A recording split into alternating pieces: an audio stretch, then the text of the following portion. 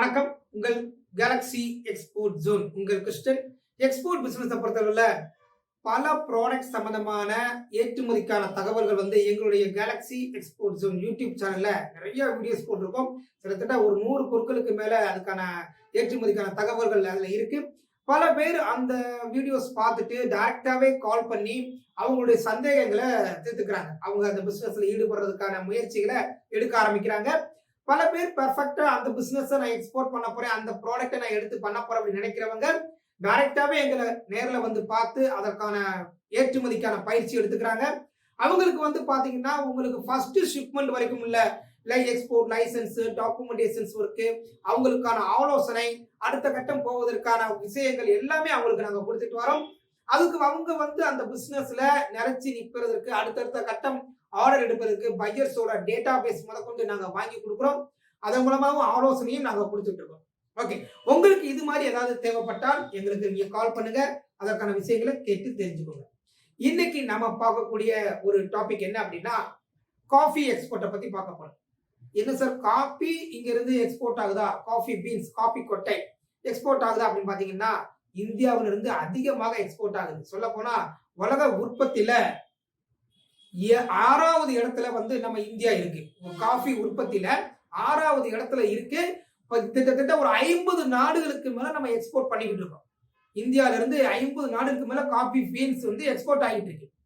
So நம்ம இந்த செஷன்ல என்னென்ன பார்க்க போறோம் அப்படின்னா, தமிழ்நாட்டு இந்தியாவை பொறுத்தளவுல எந்தெந்த மாநிலங்கள்ல காஃபி உற்பத்தி ஆகுது, தமிழ்நாடை பொறுத்தளவுல எந்தெந்த மாநிலங்கள்ல உற்பத்தி ஆகுது, காஃபி அனுப்புறதுக்கான விஷயங்கள் என்ன, அதுல என்ன வெரைட்டிஸ் இருக்கு, எந்த வகையான வெரைட்டி அதிகமாக எக்ஸ்போர்ட் பண்ண முடியும், எந்தெந்த நாடுகள் இம்போர்ட் பண்றாங்க, என்ன மாதிரி குவாலிட்டி இருக்கணும், என்ன மாதிரியான விஷயங்கள் பேக்கிங்ல கவனம் செலுத்தணும், இந்த மாதிரி பல விஷயங்கள் நம்ம இப்ப பார்க்க போறோம். சோ ஒன் பை ஒன்னா பார்க்கலாம். இந்த காஃபி எக்ஸ்போர்ட் பண்றதுக்கு என்ன மாதிரியான சர்டிபிகேட்ஸ், எதுல மெம்பர் ஆகணும், சோ இந்த மாதிரி விஷயங்கள் ஒவ்வொன்றா நம்ம பார்க்க போறோம்.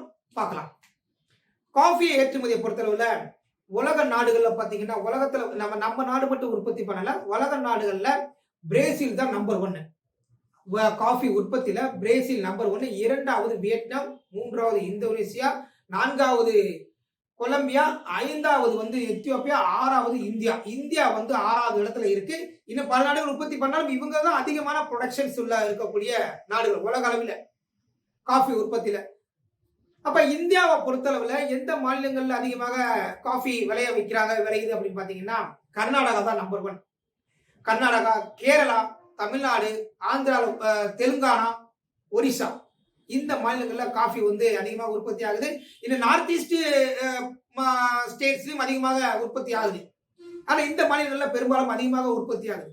கர்நாடகா அதிகமாக உற்பத்தி ஆகுறதுனால கர்நாடகாவில் இருக்கக்கூடிய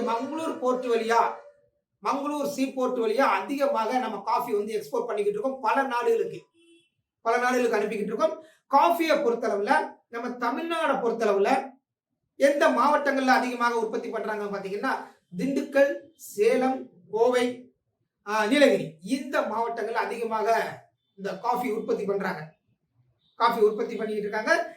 கேரளாவை பொறுத்தளவுல வயநாடு, திருவாங்கூர் மாவட்டம், அடுத்து நெல்லியம்பதி அப்படிங்கிற மாவட்டங்கள்ல இந்த காஃபி உற்பத்தி அதிகமாக நடக்குது கேரளாவை பொறுத்தளவுல. சோ இந்த நம்ம தமிழ்நாட்டுல விளையக்கூடிய இந்த 4 மாவட்டங்கள் இருக்கக்கூடிய மக்கள் யாராவது ஒரு ஏற்றுமதி பண்ணணும்னு நினைக்கும் போது காஃபி பீன்ஸை நம்ம அனுப்புறதுக்கான முயற்சியில இறங்கலாம். அதுக்கான வாய்ப்புகளை உருவாக்கி கொள்ள முடியும். என்ன ஒண்ணுன்னா, நீங்க அந்த விஷயங்களை தெரிஞ்சுட்டு பண்ணணும், அவ்வளவுதான்.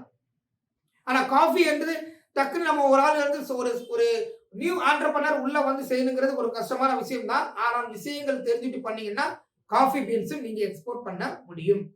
சோ காஃபி பீன்ஸை பொறுத்தளவுல என்ன வெரைட்டிஸ் அதிகமாக இங்க இருந்து எக்ஸ்போர்ட் ஆகுது அப்படின்னா, மொத்தத்துல 2 வெரைட்டிஸ், மெயின் வெரைட்டிஸ். 1 அரபிகா, 2 ரொபாஸ்டா. இந்த 2 வெரைட்டிஸ்ல அரபிகா அப்படின்னு சொல்லக்கூடிய வெரைட்டிஸ் சில நாடுகளுக்கு எக்ஸ்போர்ட் ஆகிட்டு இருக்கு. அது பாத்தீங்கன்னா அரபிகா மோர் கஃபைன், அதிகமான கஃபைன் இருக்கும். ஃப்ளேவர் நல்லா இருக்கும். உங்களுக்கு அதிகமாக உற்பத்தி இல்லாதனால அதனோட ரேட் அதிகமாக இருக்கும். பிரைஸ் கொஞ்சம் அதிகம்ங்கிறதுனால அதிகமாக இம்போர்ட்டர்ஸ் இல்லை. ஸோ ரொபாஸ்டா அப்படின்னு சொல்லக்கூடியது வந்து லோ கொஃபைன் இருக்கும், நல்ல ஃபிளேவரா இருக்கும். அதே நேரத்தில் அதிகமாக உற்பத்தி ஆகிறதுனால ரேட் கொஞ்சம் கம்மி. அராபிகாவை கம்பேர் பண்ணும்போது ரேட் கொஞ்சம் கம்மியா கிடைக்கிறதுனால, சீப்பரா இருக்கிறதுனால அதிகமாக இம்போர்ட் பண்றது வந்து ரொபாஸ்டா காஃபி வகை தான். பல நாடுகள் ரொபாஸ்டாவை தான் அதிகமாக விரும்பி வாங்குறாங்க. சில நாடுகள்ல இருக்கக்கூடிய சில பையர்ஸ் அராபிகாவும் வாங்குறாங்க. ஸோ நீங்க உங்களுக்கு என்ன மாதிரியான காஃபி வந்து நீங்க வாங்கி விற்க முடியும், காஃபி பீன்ஸ் விற்க முடியும் அப்படிங்கிறத பார்த்துட்டு குவாலிட்டி செக் பண்ணிட்டு நீங்க அனுப்பலாம். ஸோ நம்ம இந்த வெரைட்டிஸ்ல வந்து என்ன எந்தெந்த நாடுகளுக்கு நம்ம இங்க இருந்து எக்ஸ்போர்ட் பண்ணிக்கிட்டு இருக்கோம், இந்தியாவில இருந்து எந்தெந்த நாடுகளுக்கு மோர் தென் 50 நாடுகளுக்கு மேல நம்ம எக்ஸ்போர்ட் பண்ணிக்கிட்டு இருக்கோம். 50 நாடுகளுக்கு மேல இங்க இருந்து அதிகமாக இம்போர்ட் பண்றது யாரு பாத்தீங்கன்னா இத்தாலி. இந்தியாவில இருந்து அதிகமாக காபி கொட்டைகளை இம்போர்ட் பண்ணக்கூடிய முதல் நாடு வந்து இத்தாலி. இரண்டாவது USA, UK, Germany, France, Belgium, UAE, Australia, Singapore, இந்த மாதிரி நாடுகள் அதிகமாக நம்ம நாட்டில இருந்து இம்போர்ட் பண்றாங்க. இன்னும் அதுக்கு போக எகிப்து, துருக்கி, இஸ்ரேல், ஈரான், இன்னும் பல நாடுகள் சொல்லலாம். நான் தான் சொல்லிட்டேன், முதல்ல 50 நாடுகளுக்கு மேல அனுப்பிக்கிட்டு இருக்கோம். நான் பல முக்கியமான நாடுகள் தான் சொல்லியிருக்கேன். ஸோ நீங்க வந்து ஏற்றுமதி பண்ணணும்னு நினைச்சீங்கன்னா ஒரு எக்ஸ்போர்ட்டுக்கான இங்க இருந்து என்னென்ன வகை எந்தெந்த நாடுகளுக்கு வந்து நம்ம எக்ஸ்போர்ட் பண்ணிக்கிட்டு இருக்கோம் அப்படிங்கிற ஒரு டேட்டா பேஸ் வாங்கிட்டு ட்ரை பண்ணீங்கன்னா கொஞ்சம் ஈஸியா இருக்கும். ஸோ ஓகே, ஸோ இவ்வளவு நாடுகளுக்கு நம்ம எக்ஸ்போர்ட் பண்ணிக்கிட்டு இருக்கோம்.